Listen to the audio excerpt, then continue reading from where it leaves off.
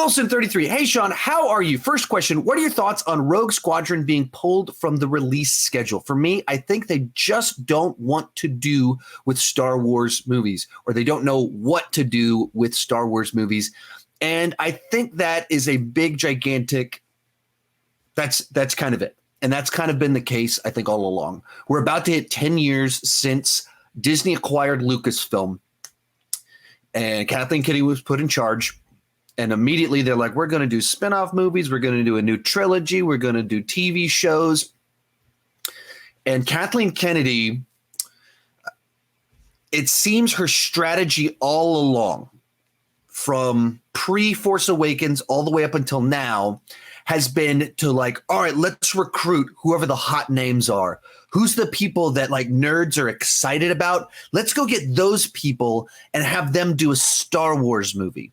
So she goes out and she gets J.J. Abrams, who had just done a bunch of exciting television and the Star Trek movies. So there's a bunch of nerd excitement around him, and then went out and got the person that was working on a Godzilla movie, the person that had just done this small movie called Chronicle that nerds loved everywhere.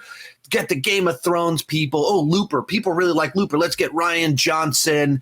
Let's get the Lord and Miller. There's like these real hot up-and-comer storytellers, and just recruited people based off of their excitement in general that people have for them, but not with this vision for what Star Wars was going to be. And not because they had a clear idea how this would fit into the story group, what it would be, just recruited the talent because people were excited about that talent. And for 10 years, I think that's been a problem. Just look at the turnover in Star Wars directors. How many of these projects have been announced and never happened? I mean, we're supposed to get a Rian Johnson trilogy of films. No progress. We're supposed to get a trilogy of films from the Game of Thrones guys. Not going to happen. Recruited Lord and Miller to do Solo. They shoot 75, 80% of the movie. They're pulled. Colin Trevorrow. Oh, Jurassic World, massive hit. Let's get him to do episode 9. He gets pulled when his next movie doesn't work out. So what do I think about Rogue Squadron? I just think it's the latest example of that. You just look at the current line of people that they've said are going to do something for Star Wars. Kevin Feige was discussed to be working on something. Taika Waititi. We've got, and then Patty Jenkins, of course. People that had something else in nerd culture that was really popular, went out and recruited them, made a big announcement. Years pass and nothing happens. I just don't think Kathleen Kennedy is a legend as an executive producer, as someone that is the get it done person for Steven Spielberg, for George Lucas. Attach her to a creative storyteller and she'll do the boring stuff. She'll get it done. Watch the behind the scenes stuff on Jurassic Park, and she found a way to turn hurricanes hitting Hawaii during filming into a great opportunity to capture new shots. That skill set is not the same thing as running a story group and having a vision for a brand. So they got out super excited, launched a trilogy of films, and you can just watch the excitement dramatically drop with each new release. We were so excited with Force Awakens. And Rogue One, like this spin-off movie, still made $1 billion. It did huge money. But then we get Last Jedi and audiences kind of split, and shortly afterwards Solo comes out and that movie lost money. And then you get to Rise of Skywalker and it makes half as much as Force Awakens made. Those are not the numbers that you want as a producer, as a studio.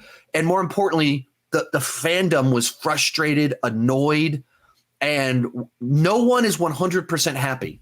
Some people love Last Jedi, but then Solo comes out and they're like, this is like, you did this thing that was creative and different, and then you did this thing that's just completely void of any heart. Like, what are you doing? So I don't think they have any. I don't think she's the right person to guide a vision for the future. And so the shareholders are mad at her because we want more movies, but we don't know what movies to make. And I don't know why they haven't replaced her. But Rogue Squadron is just the latest example of that.